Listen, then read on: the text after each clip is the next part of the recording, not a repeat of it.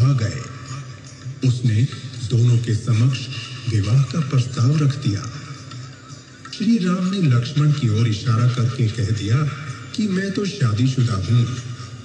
जब लक्ष्मण ने भी उसका विवाह प्रस्ताव ठुकरा दिया, तब वो राक्षसी अपने वास्तविक स्वरूप में आ गई, जिसके फलस्वरूप लक्ष्मण ने उसकी नाक काट डाली। शूर्पणखा लहूलुहान नाक लेकर अपने भाई रावण के सामने विलाप करने लगी और अपने अपमान का बदला लेने के लिए रावण को भड़काने लगी। रावण ने सीता हरण की योजना बनाई।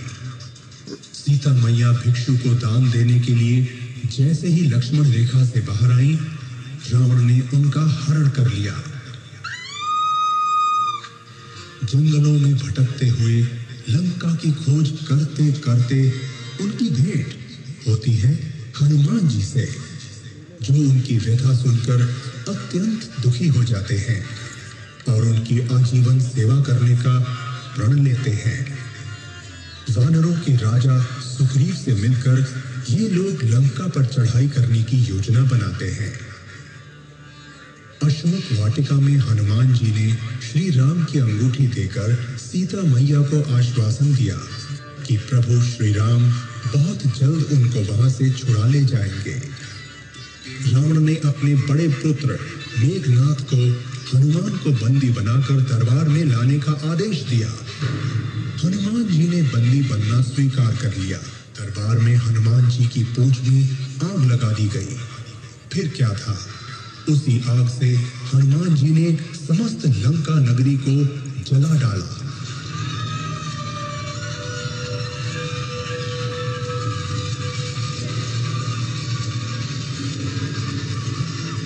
सोने की लंका धूम-धूम करके विध्वंस होने लगी। हनुमान जी ने सीता मैया से निशानी के तौर पर ली चूड़ामणि जब श्री राम को दी, तो श्री राम रोने लगे और प्रण किया कि युद्ध करके वो अपनी भार्या को रावण के चंगुल से छुड़ा लेंगे। दूसरी तरफ लक्ष्मण मेघनाथ की तरफ बढ़े। मेघनाथ ने घबराकर वीरघातनी शक्ति चलाई, जिससे लक्ष्मण मूर्छित हो जमीन पर गिर पड़े। हनुमान जी उन्हें उठाकर शिविर में ले आए। जामवंत जी के कहने पर लंका के वैद्य सुषेण को बुलाया गया। उन्होंने पर्वत और औषधि का नाम बताकर हनुमान जी को संजीवनी बूटी लाने को भेजा। हनुमान जी पर्वत पर पहुंच तो गए, पर औषधि न पहचान पाने के कारण पूरा पर्वत ही उठा लाए।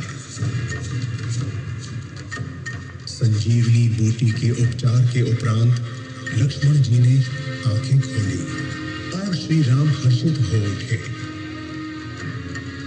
भयंकर युद्ध से रावण मन ही मन भयभीत हो रहा था। कुंभकर्ण को जगाया गया। कुंभकर्ण ने श्री राम की सेना में आतंक मचाना शुरू कर दिया।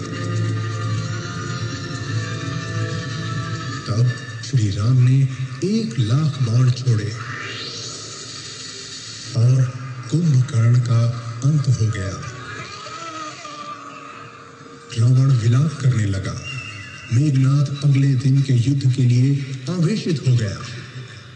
अगले दिन मेघनाथ और लक्ष्मण में पुनः युद्ध हुआ और अंततः मेघनाथ मारा गया।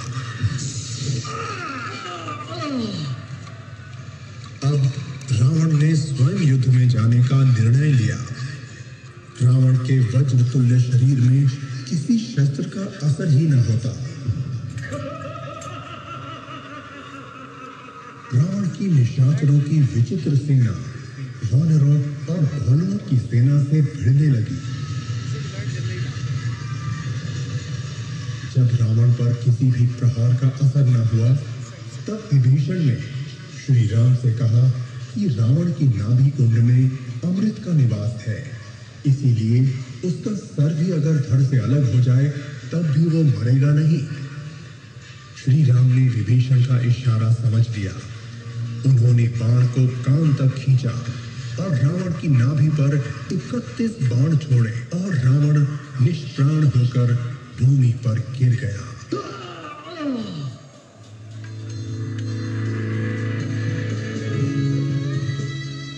और फिर राम और सीता का मिलन हुआ, साथ ही बुराई पर अच्छाई की विजय हुई।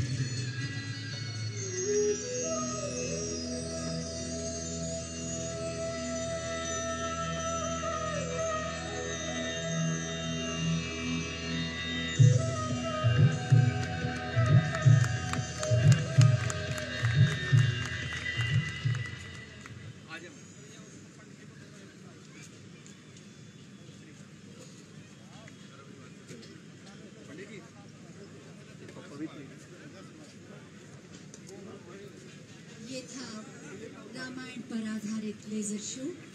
हम माननीय मुख्यमंत्री महोदय से अनुरोध करेंगे कि वो दीपावली मेले के उद्घाटन के लिए प्रस्थान करें।